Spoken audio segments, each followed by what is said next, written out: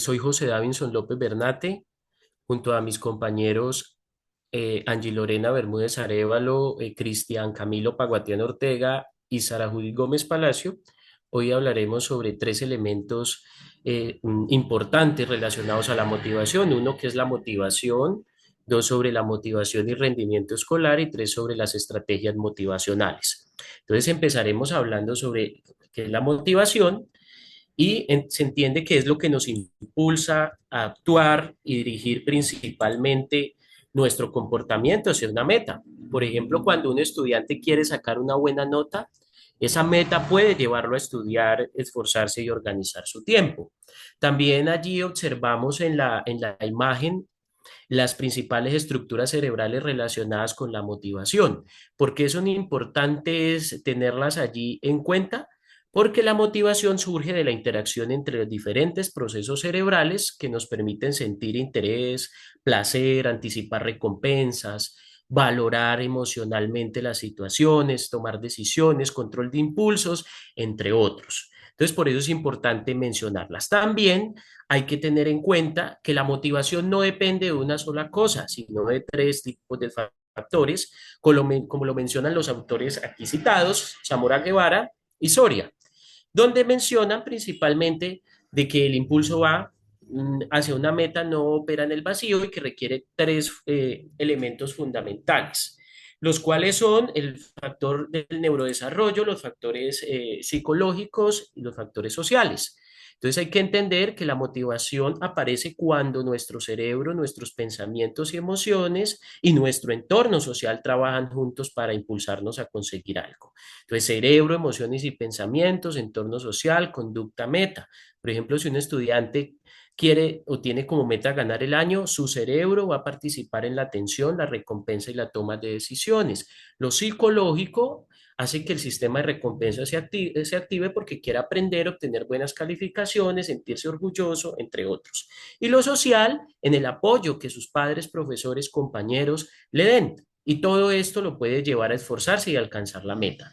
Ahora, a continuación, nuestra compañera Judith va a hablar un poco acerca de lo que es la motivación y el rendimiento académico.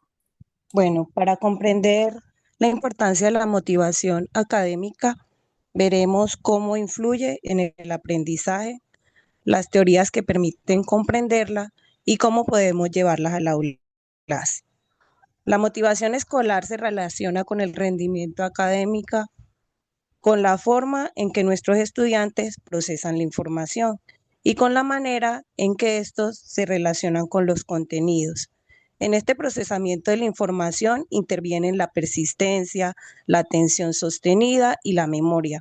Además, es importante tener en cuenta que la motivación siempre va a favorecer el interés por explorar y profundizar en los contenidos. Además, que nos va a permitir afrontar los desafíos escolares que se presenten.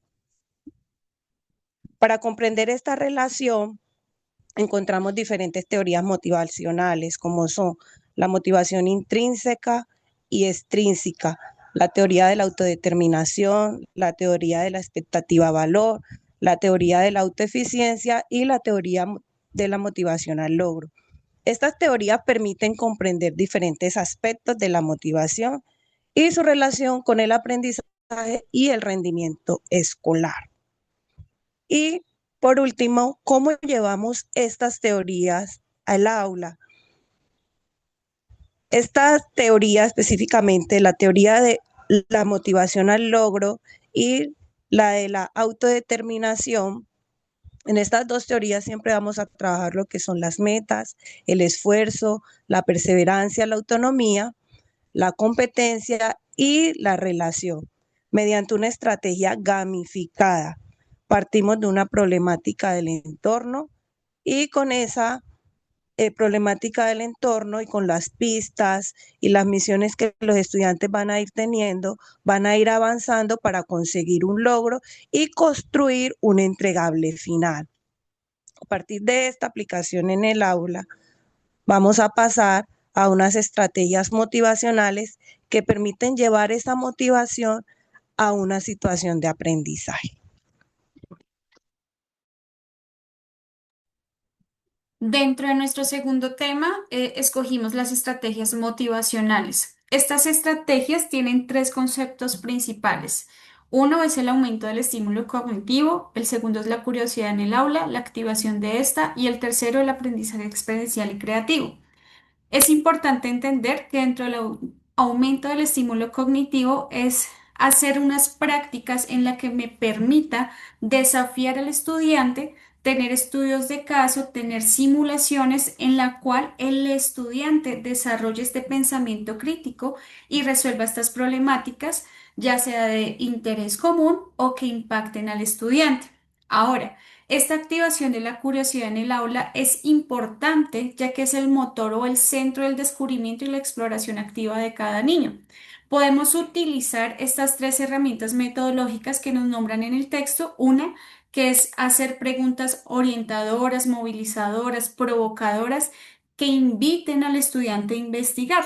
Pero esto va relacionado con tener esas conexiones importantes, vinculándolo, como bien lo mencionaba, a un interés del estudiante o a una problemática que esté ocurriendo en la zona o en el colegio usando pues herramientas sorpresa, por ejemplo, los juegos, experimentos inesperados, acertijos que involucre al estudiante y podamos tener esa curiosidad activa en el aula. Ahora, el tercer punto, que es generar ese aprendizaje experiencial y esa creatividad, es importante entender que esta experiencia es directa y práctica, es decir, tenemos que hacer prácticas dentro del aula, tenemos que tener aprendizajes basados en proyectos o en problemas, independiente sea de la disciplina, y tener esa reflexión y retroalimentación. Es muy importante empezar a realizar metacognición en el estudiante y empezamos a generar esa motivación también en el mismo.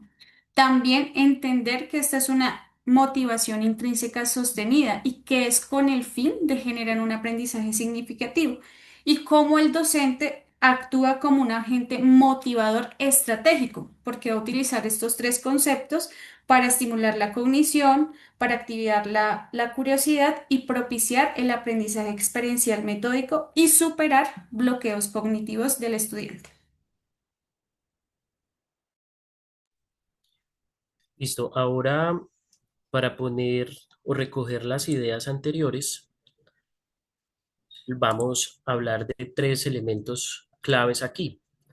Uno, de la aplicación de los dos temas vistos anteriormente en el contexto del aula. Aquí voy a mencionar dos.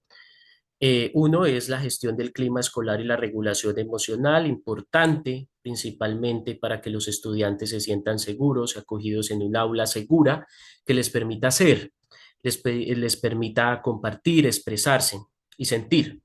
Obviamente evitando o reduciendo los niveles de estrés o ansiedad que afecten su motivación intrínseca propiamente, la construcción del entorno seguro, que se generen experiencias realmente positivas, o que, digámoslo así, apliquen las teorías que vimos anteriormente como la autoeficacia o la propia autonomía en el estudiante, para que asimismo identifique, reconozca sus propias capacidades y se sienta seguro frente a los diferentes retos que surjan.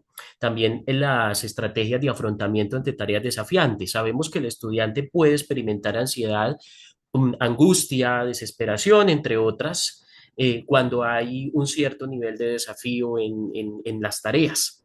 Pero pues aquí también podemos ver tres enfoques importantes para implementar y reducir esto que estamos mencionando.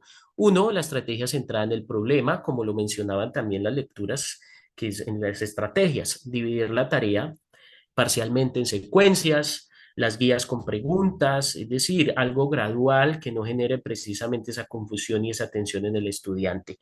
La estrategia centrada en la emoción es ayudarle principalmente a transitar lo que siente, enseñarle a regularlo antes de iniciar la actividad y no predisponerse.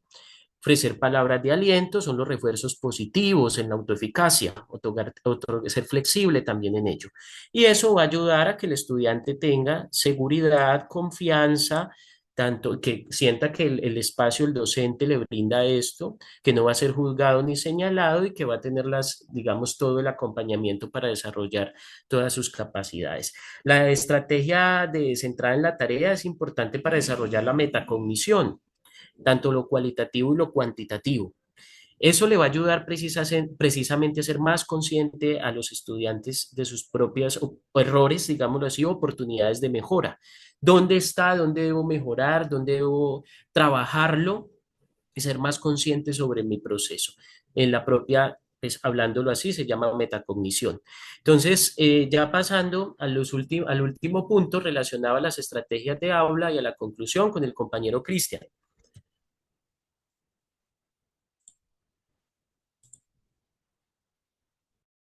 Esta diapositiva muestra cómo podemos llevar la teoría de la motivación a una aplicación concreta dentro del aula, utilizando metodologías activas que convierten al estudiante en protagonista de su propio aprendizaje. La propuesta se organiza en tres grandes componentes: aumento del estímulo cognitivo, activación de la curiosidad y el aprendizaje experiencial. En primer lugar, el aumento del estímulo cognitivo. Significa que no basta con presentar información, necesitamos generar situaciones que obliguen al estudiante a pensar, analizar y tomar decisiones. Por eso se plantean los estudios de caso, las simulaciones y la resolución de problemas por etapas.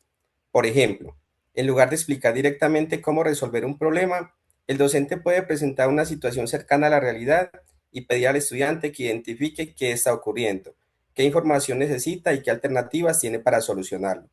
De esta manera, el estudiante pasa de ser receptor de información a convertirse en un sujeto que construye y utiliza el conocimiento. Ya en el segundo componente es la activación de la curiosidad. Aquí el docente busca generar una pregunta o una situación que produzca interés y motiva al estudiante a explorar. Las preguntas provocadoras, las conexiones con sus experiencias y los elementos de sorpresa permiten relacionar el contenido académico con aquello que resulta significativo para el estudiante. Por ejemplo, una clase puede comenzar con una situación problemática, una noticia o una pregunta que no tenga una respuesta inmediata. Esto genera la necesidad de investigar y favorece una participación más activa. Ya en el tercer componente es el aprendizaje experiencial denominado interiorizar haciendo. La idea es que el aprendizaje no termine cuando el estudiante comprenda una explicación, sino que pueda utilizar ese conocimiento en una situación concreta.